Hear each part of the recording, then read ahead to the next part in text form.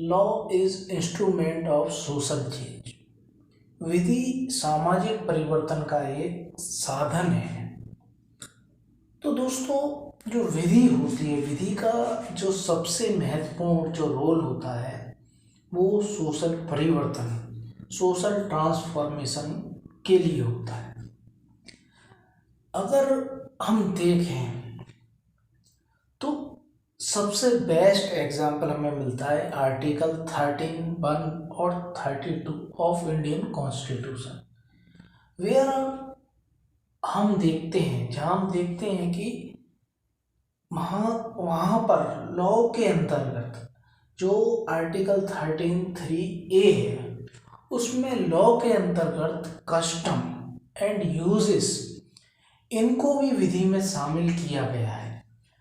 तो विधि की इतनी विस्तृत व्याख्या की गई है 13(a) के संदर्भ में, के रिलेशन में, रिगार्डिंग 13(a) के रिगार्डिंग में बात जो की गई है संदर्भ में, वो बहुत ही ज़्यादा एग्जॉस्टिव डेफिनेशन की बताई गई है लॉ की। What is the meaning of law? Law के अंतर्गत रेगुलेशन आएंगे, लॉज आएंगे, ऑर्डिनेंस आएंगे, लेकिन महत्वपूर्ण जो इसमें ध्यान करने की बात है कि इसके अंतर्गत जो लॉज हैं वो यूजेस एंड कस्टम, जो हमारे रीति रिवाज, जो रूढ़ियाँ हैं, वो भी आएंगे। और ये जो सेक्शन, जो आर्टिकल 13(1) है, आर्टिकल 13(2) है, इसमें ये कहते हैं, ये आर्टिकल कहता है, मैं आपको पहले पढ़ के बता दूं, दैट दी कि जो भी पुराने समय में या अब जो संविधान शुरू होने से पहले जो भी कस्टम चले आ रहे हैं, यूजेस चली आ रही हैं, लॉज चले आ रहे हैं, यदि वो फंडामेंटल राइट्स के, यदि वो पार्ट 3 फंडामेंटल राइट्स के अगर अगेंस्ट हैं, तो it shall be null and void, ये वॉइड होंगी। तो ये किस तरह इशारा कर रहा है? तो ये अगर इसमें देखें आर्टिकल 13 को, जिसे हम जुडिशियल रिव्यू के नाम से भी जानते हैं, तो इससे साफ दिख रहा है कि ये कह रहा है कि ये लोगों को, उन प्रथाओं को, उन लोगों को, उन प्रथाओं को, उन रीति रिवाजों को रोकने की बात कर रहा है जो संविधान के पार्ट 3 के अगेंस्ट है। मतलब कि वो पूरी प्रथाओं, जो गलत प्रथा हैं, उनको रोकने की बात कर रहा है। तो यही तो सोशल ट्रांसफॉर्मेशन होता है। What is the definition of the social transformation? तो सोशल ट्रांसफॉर्मेशन जो होता है वो होता है कि जो हमारे माता पिता, जो हमारे पूर्वज जो कार्य करते आ रहे हैं, उस कार्य को, वो जो उनका कंडक्ट रहा, जो वो कार्य करते रहे, उसको छोड़कर कुछ नया करना, उसको छोड़ देना, या फिर उसे छोड़कर कुछ नया करना, ये कहलाता है सोशल ट्रांसफॉर्मेशन। तो सोशल ट्रांसफॉर्मेशन की हम बात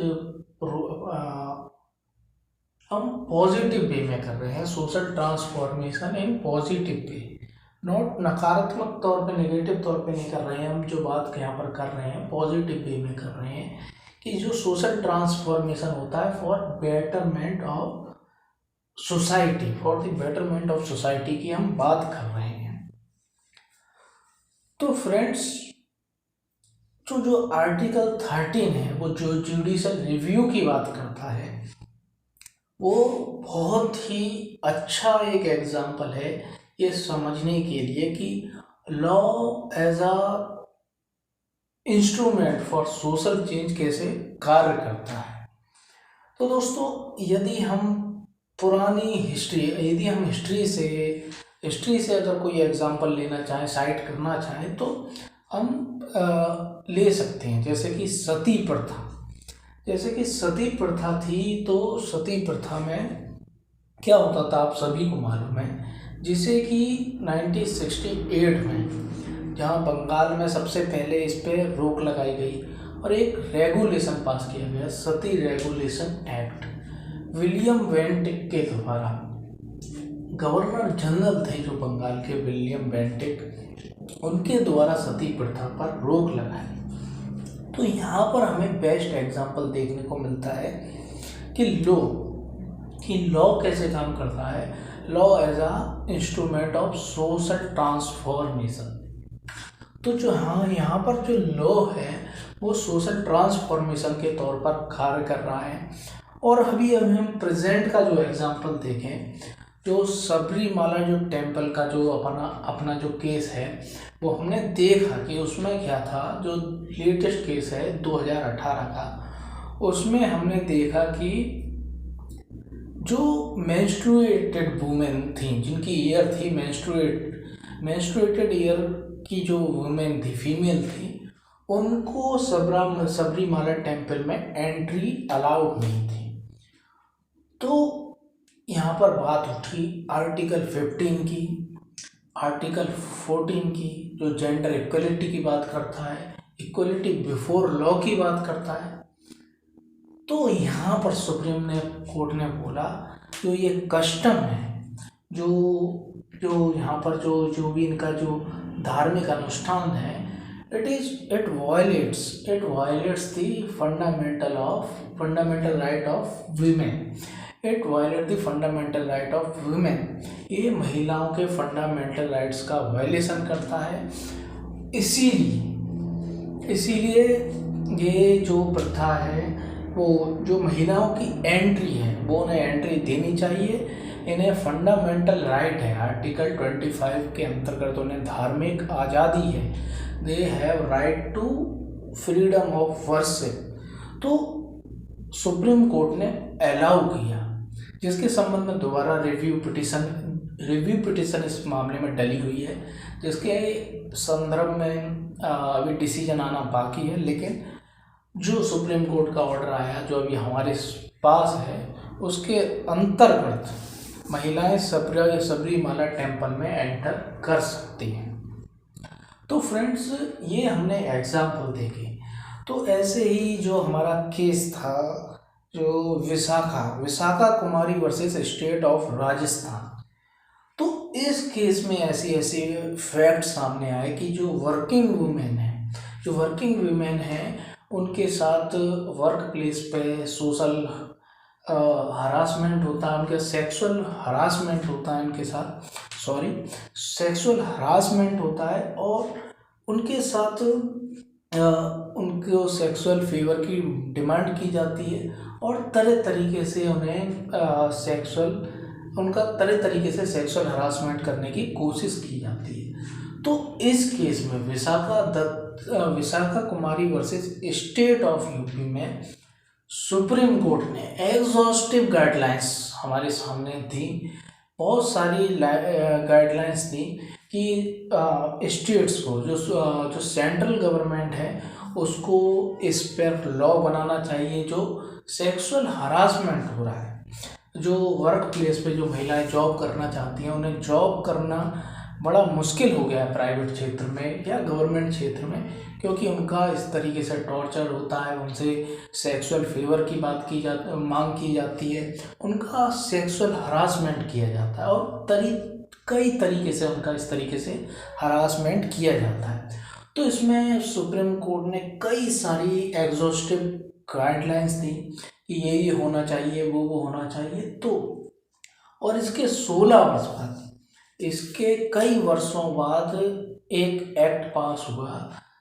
ये था post act 2013, prevention of women from sexual harassment at work place 2013। तो ये एक एक्ट पास हुआ, और इस एक्ट में जो सेक्सुअल हरासमेंट को रोकने के कई प्रयास किए गए। उसमें कई ऐसे प्रोविजंस लाए गए जो महिलाओं का जो शोषण है, जो वर्क प्लेस पे जो उनका सेक्सुअल हरासमेंट होता है, यहाँ पर वो जॉब करती हैं, उसको रोका जाए, और यदि ऐसा व्यक्ति करता है तो उसे कड़ा सा कड़ा दंड दिया जाए। तो ये किया गया, लेकिन इसका ठीक से इन्फोर्समेंट हमें देखने को नहीं मिला।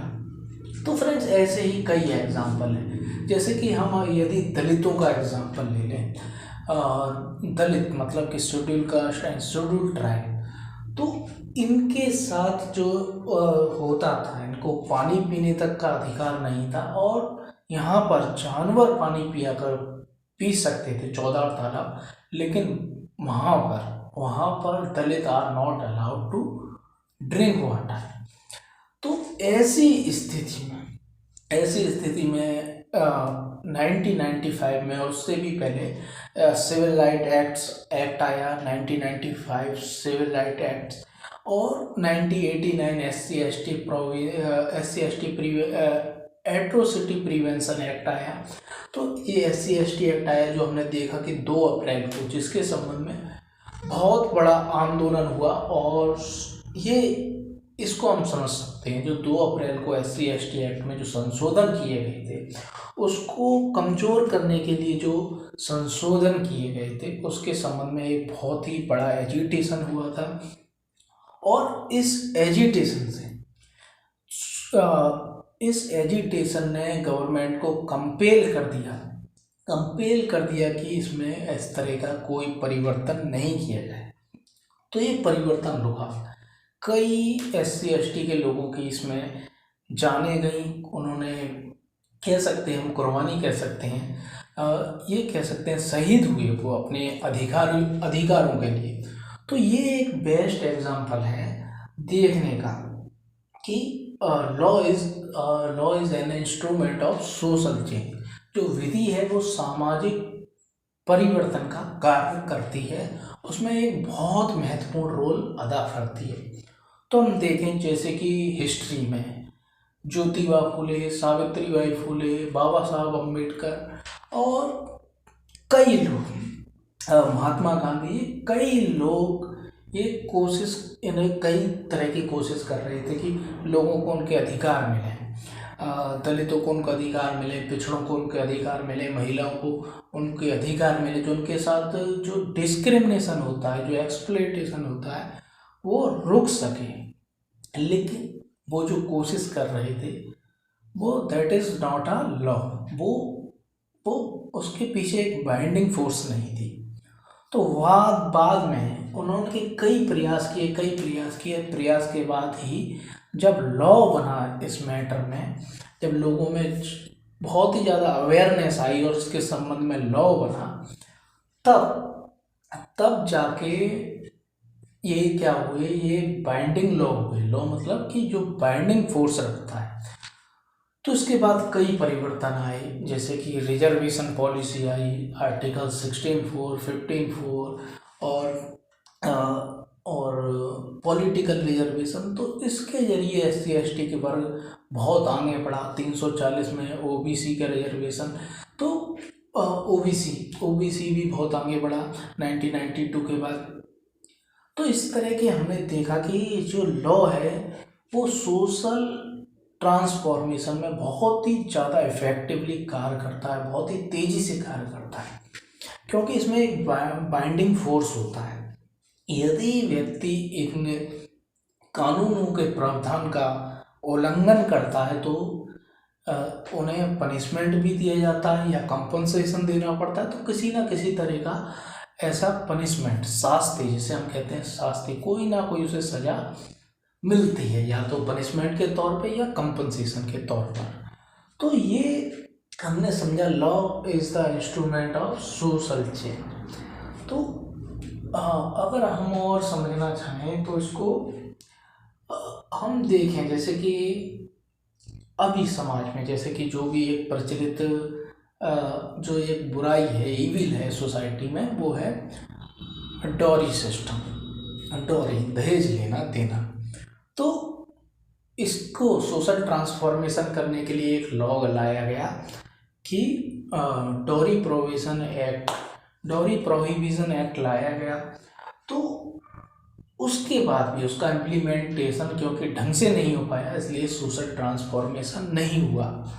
तो ये दहेज प्रतिषेध अधिनियम का अगर हम एग्जाम्पल देखें तो इससे हमें पता चलता है कि दहेज प्रतिषेध अधिनियम में दहेज लेना और देना both are offence under the law. ठीक, तो बोथ आर द ऑफेंस, दहेज लेना और देना तो हमें इस एक्ट से पता चलता है कि यदि लॉ का इम्प्लीमेंटेशन नहीं होता ठीक से, यदि ऐसे कोई विजिलेंट अगर ऐसी कोई अथॉरिटी नहीं बनाई जाती, वो शादियों में जाके विजिलेंट करे, वो देखे, तो इसका इम्प्लीमेंटेशन अच्छी तरीके से नहीं हो रहा है। ऐसी कोई अथॉरिटी नहीं है, विजिलेंट अथॉरिटी नहीं है वो ऐसा चेक करे, तो इसका इम्प्लीमेंटेशन नहीं हो पा रहा है ठीक से, इम्प्लीमेंटेशन में प्रॉब्लम है। तो यहाँ पर इसमें जो सोशल ट्रांसफॉर्मेशन होना चाहिए था वो लगभग ना के बराबर है, हो रहा है इसका असर, लेकिन इतना ज़्यादा इसका इफेक्टिवली इम्प्लीमेंटेशन नहीं हो पा रहा है, जिसके कारण कि सोशल ट्रांसफॉर्मेशन नहीं हो पा रहा है। तो इससे हमें ये पता चला कि केवल law is not a instrument of social transformation. It is very necessary to implementation of law to social transformation. Without implementation of law, there it cannot be possible to social transformation. तो ये हमें समझना चाहिए। तो ये बहुत ही अच्छा topic है, और मैंने इस पे अपना जो भी विचार थे, जो देखा हमने, जो समाज में हम महसूस करते हैं, देखते हैं, वो हमने बताया। बेंथम जो एक जूरिस्ट थे, उन्होंने कहा कि public good ought to be the object of legislation. तो जो विधायन का सिद्धांत, जो उन्होंने थ्योरी ऑफ लेजिस्लेशन नाम की एक बुक में ये लिखा कि इन्होंने लिखा कि लोगों का हित ही विधायन का आधार होना चाहिए। मतलब कि public good ought to be the object of legislation का कोई और आधार नहीं बताया इन्होंने, एक ही आधार बताया कि पब्लिक गुड, लोगों का वेलफेयर हो सके, पब्लिक वेलफेयर हो सके, ये इन्होंने बताया। बहुत ही अच्छा इन्होंने बताया। तो इनकी जो बात कही थी वो सोशल ट्रांसफॉर्मेशन से ही बिल्कुल उसी के ऊपर इन्होंने बात कही कि public good ought to be the object of legislation. तो यहाँ हमें समझना चाहिए कि विधि का जो सबसे महत्वपूर्ण रोल है वो समाज में, वो सोसाइटी में पीस कायम करना, हार्मनी कायम करना, जिससे कि सोसाइटी प्रॉपरली चलती रहे। तो friends thank you very much. Please share our video and subscribe our YouTube channel.